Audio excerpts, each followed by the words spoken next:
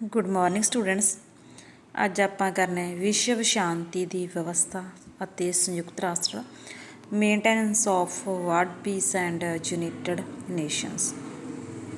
ਤਾਂ ਕਹਿੰਦੇ ਜਦੋਂ ਫਸਟ ਵਰਲਡ ਵਾਰ ਸੀ ਤਾਂ ਉਸ ਦੇ ਨਾਲ ਬਹੁਤ ਹੀ ਜ਼ਿਆਦਾ ਭਿਆਨਕ ਸਿੱਟੇ ਨਿਕਲੇ ਸੀ।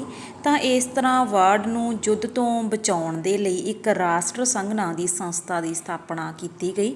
ਪਰ ਕਹਿੰਦੇ ਵੀ ਇਹ ਜਿਹੜੀ ਇੱਕ ਇੰਟਰਨੈਸ਼ਨਲ ਇਹ ਸੰਸਥਾ ਸੀਗੀ, ਪਰ ਇਹ ਵੀ ਵਿਸ਼ਵ ਨੂੰ ਯੁੱਧ ਤੋਂ ਨਹੀਂ ਬਚਾ ਸਕੀ। ਤਾਂ ਜਿਹੜਾ ਸੈਕੰਡ ਵਰਲਡ ਵਾਰ ਹੈ ਉਹ 1939 ਦੇ ਵਿੱਚ ਦੁਬਾਰਾ ਲੱਗਿਆ।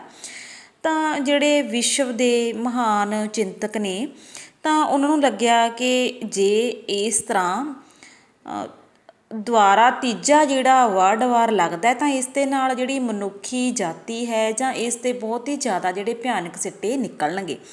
ਤਾਂ ਇਸ ਤਰ੍ਹਾਂ ਇਸ ਬਰਬਾਦੀ ਤੋਂ ਵਿਸ਼ਵ ਨੂੰ ਬਚਾਉਣ ਦੇ ਲਈ ਕੁਝ ਸਖਤ ਜਿਹੜੇ ਕਦਮ ਸੀ ਉਹ ਚੱਕਣ ਦੀ ਜ਼ਰੂਰਤ ਸੀ। ਤਾਂ ਜਿਹੜਾ ਸੈਕਿੰਡ ਵਰਲਡ ਵਾਰ ਹੈ ਇਸ ਦੇ ਵਿੱਚ ਸੀਗਾ ਜਰਮਨੀ, ਇਟਲੀ ਐਂਡ ਜਾਪਾਨ। ਇਹ ਕੀ ਸੀਗੇ ਦੇਸ਼ ਫਸਿਸਟ ਅਤੇ ਨਾਜ਼ੀਵਾਦੀ ਜਿਹੜੀਆਂ ਸ਼ਕਤੀਆਂ ਸੀਗੀਆਂ ਉਹਨਾਂ ਦੀ ਅਗਵਾਈ ਕਰਦੇ ਸੀ। ਅਤੇ ਦੂਸਰੇ ਪਾਸੇ ਸੀਗੇ ਸੰਯੁਕਤ ਰਾਜ ਅਮਰੀਕਾ ਅਤੇ ਇੰਗਲੈਂਡ, ਫਰਾਂਸ ਅਤੇ ਰੂਸ। ਇਹ ਕੀ ਸੀਗੇ ਦੋ ਸਾਰੇ ਜਿਹੜੇ ਇੱਕ ਸਾਂਝੇ ਮੋਰਚੇ ਵੱਲੋਂ ਇੱਕ ਪਾਸੇ ਸੀ। ਤਾਂ ਜਿਹੜੀਆਂ ਫਸਟ ਵਾਲੀ ਸੀਗੀਆਂ ਉਹ ਸੀਗੀਆਂ ਇਹਨਾਂ ਨੂੰ ਮਿੱਤਰ ਸ਼ਕਤੀਆਂ ਅਤੇ ਜਰਮਨੀ, ਇਟਲੀ ਅਤੇ ਜਾਪਾਨ ਨੂੰ ਧੁਰੀ ਸ਼ਕਤੀਆਂ ਦੇ ਨਾਂ ਨਾਲ ਜਾਣਿਆ ਜਾਂਦਾ। ਤਾਂ ਇਸ ਤਰ੍ਹਾਂ ਮਿੱਤਰ ਰਾਸ਼ਟਰਾਂ ਨੇ ਅਨੁਭਵ ਕੀਤਾ ਕਿ ਜੇ ਉਹਨਾਂ ਨੇ ਵਿਸ਼ਵ ਦੇ ਵਿੱਚ ਆਪਣਾ ਵਿਸ਼ੇਸ਼ ਸਥਾਨ ਬਣਾਉਣਾ ਹੈ ਤਾਂ ਕਿ ਅਸੀਂ ਜਿਹੜੀਆਂ ਇਹ ਮਤਲਬ ਕਿ ਧੁਰੀ ਸ਼ਕਤੀਆਂ ਨੇ ਇਹਨਾਂ ਦੇ ਉੱਤੇ ਆਪਣੀ ਜਿੱਤ ਪ੍ਰਾਪਤ ਕਰੀਏ। ਤਾਂ ਕਹਿੰਦੇ ਇਹ ਜਿੱਤ ਕਿਵੇਂ ਪ੍ਰਾਪਤ ਕੀਤੀ ਜਾ ਸਕਦੀ ਹੈ? ਜੇ ਸਾਨੂੰ ਮਿੱਤਰ ਰਾਸ਼ਟਰਾਂ ਦਾ ਸਹਿਯੋਗ ਪ੍ਰਾਪਤ ਹੋਵੇਗਾ। ਤਾਂ ਸਹਿਯੋਗ ਪ੍ਰਾਪਤ ਕਰਨ ਦੇ ਲਈ ਇੱਕ ਦੇਸ਼ ਨੂੰ ਵਧੀਆ ਕੰਮ ਕਰਨੇ ਪੈਂਦੇ ਨੇ, ਵਧੀਆ ਉਦੇਸ਼ ਪ੍ਰਾਪਤ ਕਰਨੇ ਪੈਂਦੇ ਨੇ, ਤਾਂ ਹੀ ਦੂਜਾ ਦੇਸ਼ ਹੈ ਜਿਹੜਾ ਉਸ ਦੇ ਪਿੱਛੇ ਲੱਗਦਾ। ਤਾਂ ਇਸ ਤਰ੍ਹਾਂ ਰੂਜ਼ਵੈਲਟ ਸੀਗਾ ਉਹ ਉਸ ਸਮੇਂ ਸੰਯੁਕਤ ਰਾਜ ਅਮਰੀਕਾ ਦਾ ਉਹ ਰਾਸ਼ਟਰਪਤੀ ਸੀ। ਤਾਂ ਉਸ ਨੇ ਆਪਣੇ ਸਹਿਯੋਗੀ ਦੇਸ਼ਾਂ ਦੇ ਨੇਤਾਵਾਂ ਨੂੰ ਇਹ ਸੁਝਾਅ ਦਿੱਤਾ ਕਿ ਅਜਿਹੀ ਅੰਤਰਰਾਸ਼ਟਰੀ ਸੰਸਥਾ ਦੀ ਸਥਾਪਨਾ ਕੀਤੀ ਜਾਵੇ ਜਿਸ ਦੇ ਮੁੱਖ ਤੌਰ 'ਤੇ ਜਿਹੜੇ 4 ਇਹ ਅਧਿਕਾਰ ਹੋਣਗੇ, ਜਿਹਦੇ ਵਿੱਚ ਕੀ ਹੈ? ਸਭ ਤੋਂ ਪਹਿਲਾਂ ਹੋਊਗੀ freedom of speech and expression, freedom of religion and worship, freedom from fear and insecurity, freedom from want. ਤਾਂ ਇਸ ਤਰ੍ਹਾਂ ਇਹ ਚਾਰੇ ਤਰ੍ਹਾਂ ਦੀ ਜਿਹੜੀ ਫਰੀਡਮ ਹੈ ਉਹ ਉਸ ਦੇ ਵਿੱਚ ਰਾਸ਼ਟਰਪਤੀ ਰੂਜ਼ਵੈਲਟ ਦੇ ਵਿਚਾਰ ਸੰਯੁਕਤ ਰਾਸ਼ਟਰ ਦੀ ਸਥਾਪਨਾ ਵੱਲ ਪ੍ਰੇਰਨਾਜਨਕ ਸੰਕੇਤ ਸੀ। ਤਾਂ ਇਸ ਤਰ੍ਹਾਂ 24 ਅਕਤੂਬਰ 1945 ਨੂੰ ਸੰਯੁਕਤ ਰਾਸ਼ਟਰ ਦੀ ਸਥਾਪਨਾ ਹੋਈ, ਜਿਸ ਦਾ ਮੁੱਖ ਉਦੇਸ਼ ਕੀ ਸੀਗਾ? ਵਿਸ਼ਵ ਦੇ ਵਿੱਚ ਸ਼ਾਂਤੀ ਹੈ ਜਿਹੜੀ ਉਹ ਬਣਾਈ ਰੱਖਣਾ। ਤਾਂ ਇਸ ਤਰ੍ਹਾਂ ਇਸ ਦੇ ਚਾਰਟਰ ਦੇ 19 ਪਾਰਟ ਸੀਗੇ ਅਤੇ ਇਸ ਦੇ ਵਿੱਚ ਕੁੱਲ 111 ਜਿਹੜੇ ਆਰਟੀਕਲ ਸੀ ਉਹ ਸ਼ਾਮਲ ਕੀਤੇ ਗਏ। ਤਾਂ ਇਹਨਾਂ ਆਰਟੀਕਲਾਂ ਦੇ ਵਿੱਚ ਵੱਖ-ਵੱਖ ਆਧਾਰਾਂ 'ਤੇ ਵਿਵਸਥਾ ਕੀਤੀ ਗਈ ਸੀ ਕਿ ਕਿਸ ਤਰ੍ਹਾਂ ਅੰਤਰਰਾਸ਼ਟਰੀ ਸ਼ਾਂਤੀ ਹੈ ਜਿਹੜੀ ਉਹ ਬਣਾ ਕੇ ਰੱਖੀ ਜਾ ਸਕਦੀ ਹੈ। ਤਾਂ ਆਪਾਂ ਕਰਦੇ ਹਾਂ ਵਿਵਾਦਾਂ ਦਾ ਸ਼ਾਂਤੀਪੂਰਨ ਹੱਲ, ਜਿਹਦੇ ਵਿੱਚ ਕੀ ਆ ਆਰਟੀਕਲ 33 ਤੋਂ ਲੈ ਕੇ 51 ਤੱਕ ਦੀ ਜਿਹੜੀ ਵਿਵਸਥਾ ਕੀਤੀ ਗਈ ਹੈ, ਜਿਸ ਦੇ ਵਿੱਚ ਜਿਹੜੇ ਵਿਵਾਦ ਨੇ ਉਹਨਾਂ ਦਾ ਸ਼ਾਂਤੀਪੂਰਵਕ ਜਿਹੜਾ ਹੱਲ ਹੈ ਉਹ ਕੀਤਾ ਗਿਆ। ਤਾਂ ਸਭ ਤੋਂ ਪਹਿਲਾਂ ਆਪਾਂ ਕਰਦੇ ਹਾਂ provision under the charter of the UN for the establishment of piece, ਕਿ ਸ਼ਾਂਤੀ ਵਿਵਸਥਾ ਦੀ ਸਥਾਪਨਾ ਲਈ ਸੰਯੁਕਤ ਰਾਸ਼ਟਰ ਚਾਰਟ ਅਧੀਨ ਵਿਵਸਥਾ। ਤਾਂ ਇਸ ਦੇ ਵਿੱਚ ਕੀ ਹੈ? ਸ਼ਾਂਤੀਪੂਰਨ ਸਾਧਨਾਂ ਦੁਆਰਾ ਵਿਵਾਦਾਂ ਦਾ ਹੱਲ। ਤਾਂ solution of disputes by peaceful means, ਕਿ ਆਰਟੀਕਲ 33 ਦੇ ਵਿੱਚ ਇਹ ਵਿਵਸਥਾ ਕੀਤੀ ਗਈ ਕਿ ਅੰਤਰਰਾਸ਼ਟਰੀ ਸ਼ਾਂਤੀ ਅਤੇ ਸੁਰੱਖਿਆ ਦੇ ਭਿਆਨਕ ਵਿਵਾਦਾਂ ਦਾ ਜਿਹੜਾ ਹੱਲ ਹੈ ਉਹ ਸ਼ਾਂਤੀਪੂਰਨ ਸਾਧਨਾਂ ਰਾਹੀਂ ਕੀਤਾ ਜਾਵੇ, ਜਿਹਦਾ ਉਦੇਸ਼ ਕੀ ਹੋਊਗਾ ਕਿ ਆਪਸ ਦੇ ਵਿੱਚ ਗੱਲਬਾਤ ਕੀਤੀ ਜਾਵੇ, ਰਾਜੀਨਾਮਾ ਹੋਵੇ, ਪੰਚਾਂ ਦਾ ਫੈਸਲਾ ਹੋਵੇ, ਨਿਆਇਕ ਫੈਸਲੇ, ਖੇਤਰੀ ਏਜੰਸੀਆਂ ਜਾਂ ਵਿਵਸਥਾ ਜਾਂ ਹੋਰ ਸ਼ਾਂਤੀਪੂਰਨ ਸਾਧਨਾਂ ਦੀ ਵਰਤੋਂ ਕੀਤੀ ਜਾਵੇ, ਜਿਸ ਦੇ ਨਾਲ ਅੰਤਰਰਾਸ਼ਟਰੀ ਸ਼ਾਂਤੀ ਹੈ ਜਿਹੜੀ ਉਹ ਬਣਾਈ ਰੱਖੀ ਜਾ ਸਕੇ। ਤਾਂ ਨੈਕਸਟ ਸੀਗਾ ਸੁਰੱਖਿਆ ਪ੍ਰੀਸ਼ਦ ਦੁਆਰਾ ਕਿਸੇ ਵਿਵਾਦ ਦੀ ਜਾਂਚ ਕਰਨੀ। ਆਰਟੀਕਲ 34 ਦੇ ਵਿੱਚ ਇਹ ਵਿਵਸਥਾ ਕੀਤੀ ਗਈ ਕਿ ਜਿਹੜੀ ਅੰਤਰਰਾਸ਼ਟਰੀ ਸ਼ਾਂਤੀ ਹੈ ਅਤੇ ਸੁਰੱਖਿਆ ਹੈ ਇਹ ਭੰਗ ਕਿਉਂ ਹੋ ਰਹੀ ਹੈ, ਇਸ ਤਰ੍ਹਾਂ ਇਸ ਦੀ ਜਾਂਚ ਕਰਨੀ।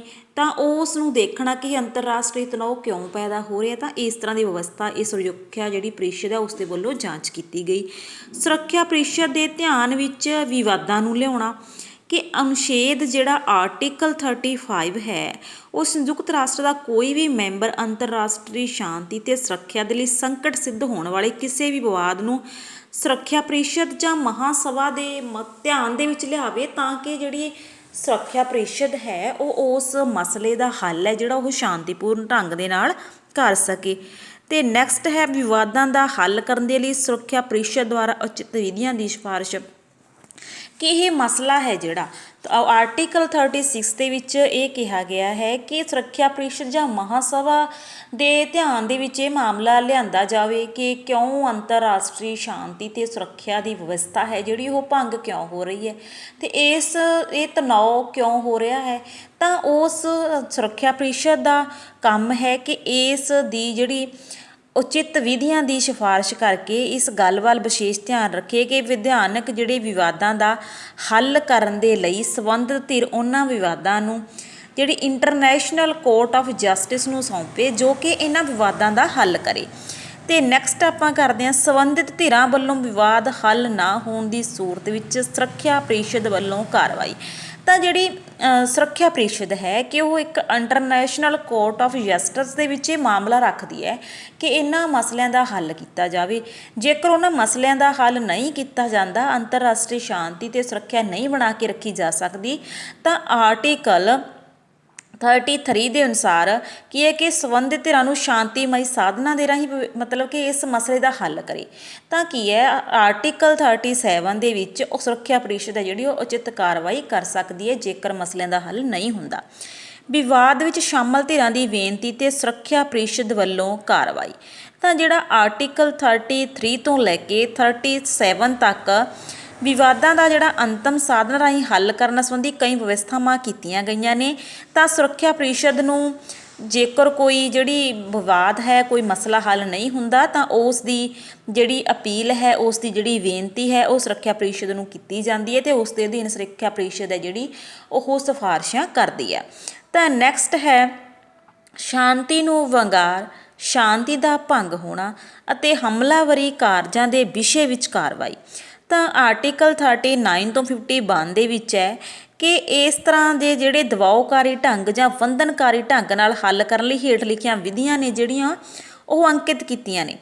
ਸ਼ਾਂਤੀ ਨੂੰ ਵੰਗਾਰ, ਸ਼ਾਂਤੀ ਦਾ ਭੰਗ ਹੋਣਾ ਜਾਂ ਹਮਲੇ ਦੀ ਕਾਰਵਾਈ ਦੀ ਹੋਂਦ ਨਿਸ਼ਚਿਤ ਕਰਨਾ ਕਿ ਆਰਟੀਕਲ 39 ਦੇ ਵਿੱਚ ਇਹ ਵਿਵਸਥਾ ਕੀਤੀ ਗਈ ਹੈ ਕਿ ਇਸ ਅਨੁਛੇਦ ਦੇ ਅਨੁਸਾਰ ਇਸ ਗੱਲ ਦਾ ਫੈਸਲਾ ਸੁਰੱਖਿਆ ਪ੍ਰੀਸ਼ਦ ਨੇ ਕਰਨਾ ਹੈ ਕਿ ਸ਼ਾਂਤੀ ਦੇ ਲਈ ਸੰਕਟ ਦੀ ਹੋਂਦ ਹੈ, ਸ਼ਾਂਤੀ ਭੰਗ ਹੋਈ ਹੈ ਜਾਂ ਹਮਲਾਵਰ ਨੇ ਕੋਈ ਹਮਲਾ ਕੀਤਾ ਹੈ। ਜਦ ਸੁਰੱਖਿਆ ਪ੍ਰੀਸ਼ਦ ਵਿੱਚ ਕਿਸੇ ਵੀ ਤੱਥ ਦੀ ਹੋਂਦ ਦਾ ਫੈਸਲਾ ਕਰ ਲਵੇਗੀ ਤਾਂ ਪ੍ਰੀਸ਼ਦ ਇਸ 'ਤੇ ਫੈਸਲਾ ਕਰੇਗੀ ਅੰਤਰਰਾਸ਼ਟਰੀ ਸ਼ਾਂਤੀ ਤੇ ਸੁਰੱਖਿਆ ਨੂੰ ਦੁਬਾਰਾ ਕਿਵੇਂ ਸਥਾਪਿਤ ਕਰਨਾ ਹੈ, ਇਸ ਦੇ ਲਈ ਕੀ ਜਿਹੜੇ ਉਸ ਨੂੰ ਕਦਮ ਨੇ ਉਹ ਚੁੱਕਣੇ ਚਾਹੀਦੇ ਨੇ। ਤਾਂ ਨੈਕਸਟ ਹੈ ਅਸਥਾਈ ਕਾਰਵਾਈਆਂ। ਤਾਂ ਆਰਟੀਕਲ 39 ਦੇ ਅਨੁਸਾਰ ਕਿ ਜਿਹੜੀ ਸੁਰੱਖਿਆ ਪ੍ਰੀਸ਼ਦ ਹੈ ਉਹ ਸ਼ਾਂਤੀ ਭੰਗ ਹੋਣ 'ਤੇ ਕਾਰਵਾਈਆਂ ਕਰਦੀ ਹੈ, ਪਰ ਆਰਟੀਕਲ 40 ਦੇ ਅੰਤਰਗਤ ਸੁਰੱਖਿਆ ਪ੍ਰੀਸ਼ਦ ਅਨੁਸਾਰ ਜਿਹੜੀਆਂ ਅਸਥਾਈ ਕਾਰਵਾਈਆਂ ਕਰਨ ਦੀ ਵਿਵਸਥਾ ਕੀਤੀ ਗਈ ਹੈ ਜਿਸ ਦੇ ਨਾਲ ਜਿਹੜੀ ਇਹ ਸ਼ਾਂਤੀ ਦੀ ਵਿਵਸਥਾ ਹੈ ਇਸ ਨੂੰ ਬਣਾਈ ਰੱਖਿਆ ਜਾ ਸਕੇ। ਤਾਂ ਨੈਕਸਟ ਹੈ ਹਥਿਆਰੀ ਸ਼ਕਤੀ ਦੀ ਵਰਤੋਂ ਤੋਂ ਇਲਾਵਾ ਹੋਰ ਕਾਰਵਾਈਆਂ ਕਰਨ ਦੇ ਵਿਸ਼ੇ ਵਿੱਚ ਸੁਰੱਖਿਆ ਪ੍ਰੀਸ਼ਦ ਦਾ ਫੈਸਲਾ। ਤਾਂ ਆਪਾਂ ਕੀਤਾ ਸੀ ਕਿ ਜਿਹੜੀ ਇਹ ਅੰਤਰਰਾਸ਼ਟਰੀ ਸ਼ਾਂਤੀ ਤੇ ਸੁਰੱਖਿਆ ਹੈ ਇਸ ਨੂੰ ਬਣਾਈ ਰੱਖਣ ਦੇ ਲਈ ਮਸਲਿਆਂ ਦਾ ਹੱਲ ਹੈ ਜਿਹੜਾ ਉਹ ਸ਼ਾਂਤੀਪੂਰਵਕ ਢੰਗ ਨਾਲ ਕੀਤਾ ਜਾਵੇਗਾ। ਪਰ ਆਰਟੀਕਲ 41 ਦੇ ਵਿੱਚ ਇਹ ਸਪਸ਼ਟ ਕੀਤਾ ਗਿਆ ਹੈ ਕਿ ਅਜਿਹੀਆਂ ਕਾਰਵਾਈਆਂ ਦੇ ਵਿੱਚ ਹਥਿਆਰਬੰਦ ਸ਼ਕਤੀ ਦੀ ਵਰਤੋਂ ਸ਼ਾਮਲ ਨਹੀਂ ਹੋਊਗੀ। ਤੇ ਆਰਟੀਕਲ 41 ਦੇ ਅਨੁਸਾਰ ਸੁਰੱਖਿਆ ਪ੍ਰੀਸ਼ਦ ਆਪਣੇ ਫੈਸਲੇ ਲਾਗੂ ਕਰਵਾਉਣ ਦੇ ਲਈ ਸੰਯੁਕਤ ਰਾਸ਼ਟਰ ਦੇ ਮੈਂਬਰਾਂ ਨੂੰ ਹੋਰ ਕਾਰਵਾਈਆਂ ਕਰਨ ਦੇ ਲਈ ਕਹਿ ਸਕਦੀ ਹੈ।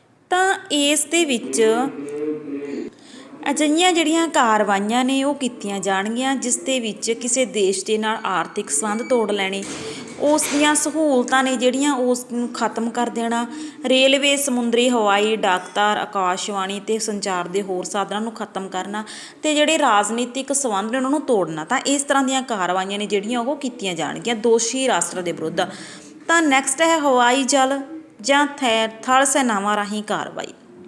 ਇਸ ਦੇ ਵਿੱਚ ਕੀ ਹੈ ਕਿ ਆਰਟੀਕਲ 41 ਦੇ ਅੰਤਰਗਤ ਇਹ ਵਿਵਸਥਾ ਕੀਤੀ ਗਈ ਹੈ ਕਿ ਜੇਕਰ ਸੁਰੱਖਿਆ ਪ੍ਰੀਸ਼ਦ ਨੂੰ ਲੱਗੇ ਕਿ ਇਸ ਦੀ ਜਿਹੜੀ 41 ਦੇ ਵਿੱਚ ਜਿਹੜੀਆਂ ਅੰਕਿਤ ਕਾਰਵਾਈਆਂ ਨਾ ਕਾਫੀ ਨੇ, ਉਹਨੂੰ ਲੱਗੇ ਕਿ ਜਿਵੇਂ ਆਰਥਿਕ ਸੰਬੰਧ ਤੋੜੇ ਨੇ ਜਾਂ ਰਾਜਨੀਤਿਕ ਸੰਬੰਧ ਤੋੜੇ ਨੇ ਜਾਂ ਰਾਸ਼ਟਰ ਨੂੰ ਦੇਣ ਵਾਲੀਆਂ ਸਹੂਲਤਾਂ ਨੂੰ ਖਤਮ ਕੀਤਾ ਗਿਆ, ਜੇਕਰ ਇਸ ਨਾਲ ਵੀ ਮਸਲੇ ਦਾ ਹੱਲ ਨਹੀਂ ਹੁੰਦਾ ਤਾਂ ਉਸ ਦੇ ਲਈ ਜਲ ਜਾਂ ਥਲ ਸੈਨਾਵਾਂ ਦੁਆਰਾ ਅਜਿਹੀ ਕਾਰਵਾਈ ਹੈ ਜਿਹੜੀ ਉਹ ਸੁਰੱਖਿਆ ਪ੍ਰੀਸ਼ਦ ਕਰਵਾ ਸਕਦੀ ਹੈ ਜੋ ਉਸ ਨੂੰ ਉਸ ਅਕੋਰਡਿੰਗ ਠੀਕ ਲੱਗੇ। ਤਾਂ ਸੰਯੁਕਤ ਰਾਸ਼ਟਰ ਦੇ ਮੈਂਬਰਾਂ ਦੁਆਰਾ ਭੇਜੀ ਹਵਾਈ ਜਲ ਜਾਂ ਥਲ ਸੈਨਾਵਾਂ ਦੀ ਕਾਰਵਾਈਆਂ ਵੀ ਸ਼ਾਮਲ। ਅਨੁਛੇਦ 42 ਨੇ ਸੁਰੱਖਿਆ ਪ੍ਰੀਸ਼ਦ ਨੂੰ ਅੰਤਰਰਾਸ਼ਟਰੀ ਸ਼ਾਂਤੀ ਅਤੇ ਸੁਰੱਖਿਆ ਨੂੰ ਸਥਿਰ ਰੱਖਣ ਦੇ ਉਦੇਸ਼ ਦੇ ਨਾਲ ਹਥਿਆਰਬੰਦ ਸੈਨਾਵਾਂ ਦੀ ਜਿਹੜੀ ਵਰਤੋਂ ਕਰਨ ਦਾ ਅਧਿਕਾਰ ਹੈ ਉਹ ਦਿੱਤਾ ਹੈ। ਤਾਂ ਨੈਕਸਟ ਹੈ ਸੰਯੁਕਤ ਰਾਸ਼ਟਰ ਦੇ ਮੈਂਬਰਾਂ ਵੱਲੋਂ ਹਥਿਆਰਬੰਦ ਸੈਨਾਵਾਂ ਉਪਲਬਧ ਕਰਵਾਉਣਾ। ਤਾਂ ਸੰਯੁਕਤ ਰਾਸ਼ਟਰ ਦੀ ਆਪਣੀ ਕੋਈ ਹਥਿਆਰਬੰਦ ਸੈਨਾ ਨਹੀਂ ਹੁੰਦੀ, ਸਗੋਂ ਸੰਯੁਕਤ ਰਾਸ਼ਟਰ ਦੇ ਜਿਹੜੇ ਦੇਸ਼ ਇਸ ਦੇ ਵਿੱਚ ਸ਼ਾਮਲ ਹੁੰਦੇ ਨੇ ਉਹਨਾਂ ਦੁਆਰਾ ਇਹ ਜਿਹੜੀ ਹਥਿਆਰਬੰਦ ਸੈਨਾਵਾਂ ਨੇ ਉਹ ਪ੍ਰੋਵਾਈਡ ਕਰਵਾਈਆਂ ਜਾਂਦੀਆਂ ਨੇ। ਤਾਂ ਇਸ ਤਰ੍ਹਾਂ ਹਥਿਆਰਬੰਦ ਸੈਨਾ ਦੇਣ ਤੋਂ ਇਲਾਵਾ ਸੰਯੁਕਤ ਰਾਸ਼ਟਰ ਦੇ ਮੈਂਬਰ ਆਪਣੇ ਆਪਣੇ ਖੇਤਰ ਵਿੱਚੋਂ ਇਹਨਾਂ ਸੈਨਾਵਾਂ ਨੂੰ ਲੰਘਣ ਦੀ ਜਿਹੜੀ ਇਜਾਜ਼ਤ ਨੇ ਉਹ ਦਿੰਦੀਆਂ ਨੇ। ਤਾਂ ਇਸ ਤਰ੍ਹਾਂ ਸੁਰੱਖਿਆ ਪ੍ਰੀਸ਼ਦ ਦੀ ਮੰਗ ਦੇ ਅਨੁਸਾਰ ਇਹ ਦੇਸ਼ ਆਪਣੀਆਂ ਸੈਨਾਵਾਂ ਉਪਲਬਧ ਕਰਾਉਂਦੇ ਨੇ ਅਤੇ ਉਸ ਤੋਂ ਬਾਅਦ ਉਹਨਾਂ ਨੂੰ ਆਪਣੇ ਖੇਤਰ ਵਿੱਚੋਂ ਲੰਘਣ ਲਈ ਜਿਹੜੀ ਖੁੱਲ੍ਹ ਉਹ ਦਿੰਦੇ ਨੇ। ਅਤੇ ਇਸ ਤਰ੍ਹਾਂ ਸੁਰੱਖਿਆ ਪ੍ਰੀਸ਼ਦ ਦੇ ਅਤੇ ਸਮਝੌਤਿਆਂ ਵਿੱਚ ਸ਼ਾਮਲ ਦੇਸ਼ਾਂ ਦੇ ਲਈ ਇਹ ਚੀਜ਼ਾਂ ਕੀ ਨੇ ਕਿ ਲਾਜ਼ਮੀ ਨੇ ਕਿ ਉਹਨਾਂ ਨੇ ਕਿਸ ਤਰ੍ਹਾਂ ਜਿਹੜੀ ਅੰਤਰਰਾਸ਼ਟਰੀ ਸ਼ਾਂਤੀ ਦੀ ਵਿਵਸਥਾ ਹੈ ਉਹ ਬਣਾਈ ਰੱਖਣੀ ਹੈ। ਤਾਂ ਨੈਕਸਟ ਹੈ to invite a non member of the Security Council to participate in the decision of Security Council. ਕਿ ਆਰਟੀਕਲ ਹੈ ਜਿਹੜਾ 43 ਹੈ ਉਹਦੇ ਵਿੱਚ ਕੀ ਵਿਵਸਥਾ ਕੀਤੀ ਗਈ ਹੈ ਕਿ ਜਿਹੜੇ ਸੰਯੁਕਤ ਰਾਸ਼ਟਰ ਦੇ ਵਿੱਚ ਮੈਂਬਰ ਦੇਸ਼ ਸ਼ਾਮਲ ਨੇਗੇ ਉਹ ਕੀ ਨੇ, ਜਿਹੜੀਆਂ ਹਥਿਆਰਬੰਦ ਸੈਨਾਵਾਂ ਨੇ ਉਹ ਉਪਲਬਧ ਕਰਵਾਉਣਗੀਆਂ ਤਾਂ ਕਿ ਮਤਲਬ ਕਿ ਅੰਤਰਰਾਸ਼ਟਰੀ ਸ਼ਾਂਤੀ ਹੈ ਅਤੇ ਜਿਹੜੀ ਵਿਵਸਥਾ ਹੈ ਉਸ ਨੂੰ ਬਣਾਈ ਰੱਖਿਆ ਜਾ ਸਕੇ। ਪਰ ਕਹਿੰਦੇ ਇਸ ਦੇ ਵਿੱਚ ਜਿਹੜੇ ਮੈਂਬਰ ਸੰਯੁਕਤ ਰਾਸ਼ਟਰ ਦੇ ਮੈਂਬਰ ਨਹੀਂ ਹਨ, ਜਿਹੜੇ ਦੇਸ਼ ਸੰਯੁਕਤ ਰਾਸ਼ਟਰ ਦੇ ਮੈਂਬਰ ਨਹੀਂ ਨੇ ਉਹ ਵੀ ਉਹਨਾਂ ਨੂੰ ਵੀ ਉਹ ਜਿਹੜੀਆਂ ਹਥਿਆਰਬੰਦ ਸੈਨਾਵਾਂ ਨੇ ਉਹ ਪ੍ਰੋਵਾਈਡ ਕਰਵਾਉਣ ਦੇ ਲਈ ਕਹਿ ਸਕਦੇ ਨੇ। ਪਰ ਕੀ ਹੈ ਉਸ ਦੇ ਲਈ ਕੀ ਹੈ ਕਿ ਉਹ ਜਿਹੜੇ ਮੈਂਬਰ ਨੇ ਗੈਰ ਮੈਂਬਰ ਨੇ ਉਹਨਾਂ ਦੇ ਲਈ ਸੁਰੱਖਿਆ ਪ੍ਰੀਸ਼ਦ ਦੀਆਂ ਜਿਹੜੀਆਂ ਬੈਠਕਾਂ ਹੁੰਦੀਆਂ ਨੇ ਉਹਨਾਂ ਦੇ ਵਿੱਚੋਂ ਭਾਗ ਲੈਣਾ ਜ਼ਰੂਰੀ ਹੈ ਤਾਂ ਕਿ ਉਹਨਾਂ ਨੂੰ ਉਹਨਾਂ ਸੰਬੰਧੀ ਮਸਲਿਆਂ ਦਾ ਪਤਾ ਲੱਗ ਸਕੇ ਕਿ ਅਸਲ ਦੇ ਵਿੱਚ ਮਸਲਾ ਕੀ ਹੈ। ਤਾਂ ਇਸ ਤਰ੍ਹਾਂ ਗੈਰ ਮੈਂਬਰਾਂ ਨੂੰ ਵੀ ਜਿਹੜੀਆਂ ਇਹ ਸੈਨਾਵਾਂ ਪ੍ਰੋਵਾਈਡ ਕਰਵਾਉਣ ਦੇ ਲਈ ਕਿਹਾ ਜਾ ਸਕਦਾ ਹੈ। ਤਾਂ ਨੈਕਸਟ ਹੈ ਰਾਸ਼ਟਰੀ ਹਵਾਈ ਸ਼ਕਤੀ ਦੀਆਂ ਟੁਕੜੀਆਂ ਤੁਰੰਤ ਉਪਲਬਧ ਕਰਾਉਣਾ। ਤਾਂ ਆਰਟੀਕਲ 45 ਦੇ ਵਿੱਚ ਇਹ ਵਿਵਸਥਾ ਕੀਤੀ ਗਈ ਹੈ ਕਿ ਜਦੋਂ ਵੀ ਕੋਈ ਸੈਨਿਕ ਕਾਰਵਾਈ ਕਰਨੀ ਹੈ ਤਾਂ ਸੰਯੁਕਤ ਰਾਸ਼ਟਰ ਨੂੰ ਤੁਰੰਤ ਜਿਹੜੀਆਂ ਸੈਨਿਕ ਕਾਰਵਾਈਆਂ ਕਰਨ ਦੇ ਯੋਗ ਬਣਾਉਣ ਦੇ ਲਈ ਸੰਯੁਕਤ ਰਾਸ਼ਟਰ ਦੇ ਜਿਹੜੇ ਮੈਂਬਰ ਨੇ ਉਸੇ ਸਮਾਂ ਆਪਣੀਆਂ ਜਿਹੜੀਆਂ ਹਵਾਈ ਸੈਨਾ ਦੀਆਂ ਟੁਕੜੀਆਂ ਨੇ ਉਹ ਉਪਲਬਧ ਸੰਯੁਕਤ ਰਾਸ਼ਟਰ ਨੂੰ ਕਰਵਾਉਣਗੇ। ਤਾਂ ਨੈਕਸਟ ਹੈ ਹਥਿਆਰਬੰਦ ਸੈਨਾਵਾਂ ਦੀ ਵਰਤੋਂ ਸੰਬੰਧੀ ਯੋਜਨਾਵਾਂ ਸੁਰੱਖਿਆ ਪ੍ਰੀਸ਼ਦ ਨਿਯਮਿਤ ਕਰੇਗੀ। ਤਾਂ ਆਰਟੀਕਲ 46 ਦੇ ਵਿੱਚ ਕਿਹਾ ਗਿਆ ਹੈ ਕਿ ਸੈਨਿਕ ਸਟਾਫ ਸਮਿਤੀ ਦੀ ਸਹਾਇਤਾ ਨਾਲ ਸੁਰੱਖਿਆ ਪ੍ਰੀਸ਼ਦ ਅਜਿਹੀਆਂ ਯੋਜਨਾਵਾਂ ਤਿਆਰ ਕਰੇਗੀ ਜਿਨ੍ਹਾਂ ਦਾ ਸੰਬੰਧ ਹਥਿਆਰਬੰਦ ਸੈਨਾਵਾਂ ਦੀ ਵਰਤੋਂ ਦੇ ਨਾਲ ਹੋਊਗਾ। ਨੈਕਸਟ ਹੈ ਸੈਨਿਕ ਸਟਾਫ ਸਮਿਤੀ ਦੀ ਵਿਵਸਥਾ। ਤਾਂ ਆਰਟੀਕਲ 47 ਦੇ ਵਿੱਚ ਵਿਵਸਥਾ ਕੀਤੀ ਗਈ ਹੈ ਕਿ ਜਿਹੜੀ ਸਿਕਿਉਰਿਟੀ ਕਾਊਂਸਲ ਹੈ ਉਸ ਦੀ ਹੈਲਪ ਦੇ ਲਈ ਇੱਕ ਸੈਨਿਕ ਸਟਾਫ ਸਮਿਤੀ ਦੀ ਜਿਹੜੀ ਵਿਵਸਥਾ ਹੈ ਉਹ ਹੋਵੇਗੀ। ਤਾਂ ਇਸ ਕਮੇਟੀ ਦਾ ਜਿਹੜਾ ਮੁੱਖ ਕੰਮ ਹੋਊਗਾ ਉਹ ਸਿਕਿਉਰਿਟੀ ਕਾਊਂਸਲ ਨੂੰ ਜਿਹੜੀਆਂ ਉਸ ਦੀਆਂ ਸੈਨਿਕ ਜ਼ਰੂਰਤਾਂ ਨੇ ਉਹ ਪੂਰਾ ਕਰਨਾ ਹੋਊਗਾ ਅਤੇ ਕਿਸ ਤਰ੍ਹਾਂ ਸੈਨਿਕ ਸ਼ਕਤੀਆਂ ਨੂੰ ਲਗਾਉਣਾ ਹੈ ਅਤੇ ਜਿਹੜੀ ਸਸ਼ਸਤਰੀਕਰਨ ਨੂੰ ਨਿਯਮਿਤ ਕਰਨਾ ਅਤੇ ਨਿਸ਼ਸਤਰੀਕਰਨ ਸੰਬੰਧੀ ਸਾਰੇ ਜਿਹੜੇ ਫੈਸਲੇ ਨੇ ਇਸ ਬਾਰੇ ਸਿਕਿਉਰਿਟੀ ਕਾਊਂਸਲ ਨੂੰ ਸਹਾਇਤਾ ਦੇਣ ਦਾ ਇਹਨਾਂ ਦਾ ਕੰਮ ਹੋਊਗਾ। ਅਤੇ ਇਹ ਜਿਹੜੀ ਸਟਾਫ ਕਮੇਟੀ ਹੋਊਗੀ ਉਹਦੇ ਵਿੱਚ ਸੁਰੱਖਿਆ ਪ੍ਰੀਸ਼ਦ ਦੇ 5 ਸਥਾਈ ਮੈਂਬਰਾਂ ਦੇ ਸੈਨਾ ਅਧਿਕਾਰੀ ਸ਼ਾਮਲ ਹੋਣਗੇ। ਕਿਸੇ ਵੀ ਦੇਸ਼ ਦੇ ਸੈਨਾ ਅਧਿਕਾਰੀ ਥਾਂ 'ਤੇ ਉਸ ਦਾ ਪ੍ਰਤੀਨਿਧ ਇਸ ਜਿਹੜੀ ਕਮੇਟੀ ਦੇ ਵਿੱਚ ਸ਼ਾਮਲ ਹੋ ਸਕਦਾ ਹੈ।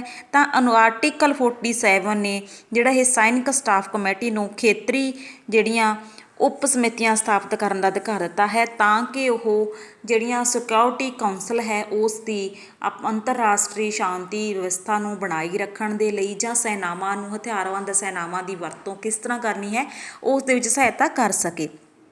ਤਾਂ ਨੈਕਸਟ ਕਰਦੇ ਹਾਂ, ਸੁਰੱਖਿਆ ਪਰਿਸ਼ਦ ਦੇ ਫੈਸਲਿਆਂ ਨੂੰ ਲਾਗੂ ਕਰਨ ਦੇ ਲਈ ਸੰਯੁਕਤ ਰਾਸ਼ਟਰ ਦੇ ਸਾਰੇ ਮੈਂਬਰਾਂ ਵੱਲੋਂ ਕਾਰਵਾਈ ਕਰਨਾ ਜ਼ਰੂਰੀ ਹੈ।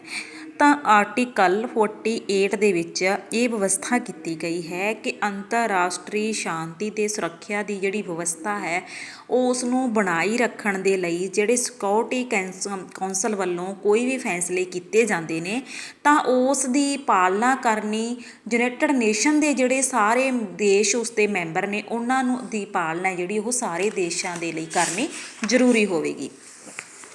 ਤਾਂ ਨੈਕਸਟ ਹੈ ਆਪਸੀ ਸਹਾਇਤਾ ਦੇਣਾ। ਤਾਂ ਇਸ ਦੇ ਵਿੱਚ ਕੀ ਹੈ ਕਿ ਸੰਯੁਕਤ ਰਾਸ਼ਟਰ ਦੇ ਮੈਂਬਰ ਨੇ ਜਿਹੜੇ ਤਾਂ ਇਸ ਸੰਬੰਧੀ ਸਹਾਇਤਾ ਹੈ ਜਿਹੜੀ ਉਹ ਦੇਣਗੇ। ਤਾਂ ਨੈਕਸਟ ਹੈ ਕਿਸੇ ਹੋਰ ਰਾਜ ਦੇ ਵਿਸ਼ੇਸ਼ ਆਰਥਿਕ ਸਮੱਸਿਆਵਾਂ ਦਾ ਹੱਲ ਕਰਨਾ। ਤਾਂ ਆਰਟੀਕਲ 50 ਦੇ ਵਿੱਚ ਵਿਵਸਥਾ ਕੀਤੀ ਗਈ ਹੈ ਕਿ ਜੇਕਰ ਕੋਈ ਰਾਸ਼ਟਰ ਹੈ ਜਿਹੜਾ ਉਹ ਸੰਯੁਕਤ ਰਾਸ਼ਟਰ ਦੇ ਫੈਸਲਿਆਂ ਦੀ ਕੋਈ ਵੀ ਦੇ ਅਨੁਸਾਰ ਕੋਈ ਵੀ ਕਾਰਵਾਈ ਨਹੀਂ ਕਰ ਰਿਹਾ ਪਰ ਫਿਰ ਵੀ ਉਸ ਰਾਜ ਨੂੰ ਉਸ ਦੇਸ਼ ਨੂੰ ਕੋਈ ਆਰਥਿਕ ਸਮੱਸਿਆ ਦਾ ਸਾਹਮਣਾ ਕਰਨਾ ਪੈ ਰਿਹਾ ਹੈ ਤਾਂ ਇਸ ਦੀ ਜਿਹੜਾ ਸਮੱਸਿਆ ਦਾ ਹੱਲ ਹੈ ਉਹ ਯੂਨਾਈਟਿਡ ਨੇਸ਼ਨ ਵੱਲੋਂ ਕੀਤਾ ਜਾਊਗਾ। ਤਾਂ ਨੈਕਸਟ ਹੈ right to self defence. Article 51 ਦੇ ਵਿੱਚ ਵਿਵਸਥਾ ਕੀਤੀ ਹੈ ਕਿ ਸਵੈ ਸੁਰੱਖਿਆ ਦਾ ਅਧਿਕਾਰ ਹੈ ਜਿਹੜਾ। ਤਾਂ ਇਸ ਦੇ ਵਿੱਚ ਇਹ ਵਿਵਸਥਾ ਹੈ ਕਿ ਆਪਸੀ ਸੁਰੱਖਿਆ ਦੇ ਅਧਿਕਾਰਾਂ ਦੀ ਵਰਤੋਂ ਕਰਨ ਵਾਲਾ ਦੇਸ਼ ਅਜਿਹੀ ਕੋਈ ਕਾਰਵਾਈ ਨਹੀਂ ਕਰੇਗਾ ਜੋ ਕਿ ਸੰਯੁਕਤ ਰਾਸ਼ਟਰ ਦੇ ਅੰਤਰਗਤ ਸੁਰੱਖਿਆ ਪਰਿਸ਼ਦ ਨੂੰ ਪ੍ਰਦਾਨ ਕੀਤੀ ਗਈ ਹੈ। ਤਾਂ ਇਸ ਤਰ੍ਹਾਂ ਸਵੈ ਸੁਰੱਖਿਆ ਦਾ ਜਿਹੜਾ ਅਧਿਕਾਰ ਹੈ ਉਹ ਦਿੱਤਾ ਜਾਊਗਾ। ਤਾਂ ਇਸ ਤਰ੍ਹਾਂ ਇਸ ਦੇ ਵਿੱਚ ਕੀ ਹੈ ਕਿ ਅੰਤਰਰਾਸ਼ਟਰੀ ਵਿਵਾਦਾਂ ਦਾ ਜਿਹੜਾ ਹੱਲ ਹੈ ਉਹ ਸ਼ਾਂਤੀਪੂਰਨ ਢੰਗ ਦੇ ਨਾਲ ਕਰਨ ਦੇ ਲਈ ਯੂਨਾਈਟਿਡ ਨੇਸ਼ਨ ਨਾਮ ਦੀ ਸੰਸਥਾ ਦੀ ਸਥਾਪਨਾ ਕੀਤੀ ਗਈ ਅਤੇ ਇਸ ਦੇ ਵਿੱਚ ਜਿਹੜੇ ਆਰਟੀਕਲ ਨੇ ਉਹ ਸ਼ਾਮਲ ਕੀਤੇ ਗਏ ਨੇ ਤਾਂ ਕਿਸ ਤਰ੍ਹਾਂ ਕਿਹੜੀਆਂ ਕਾਰਵਾਈਆਂ ਨੇ ਜਿਹੜੀਆਂ ਯੂਨਾਈਟਿਡ ਨੇਸ਼ਨ ਅਤੇ ਉਸ ਦੇ ਮੈਂਬਰ ਦੇਸ਼ਾਂ ਵੱਲੋਂ ਕੀਤੀਆਂ ਜਾਣੀਆਂ ਨੇ। Thank you.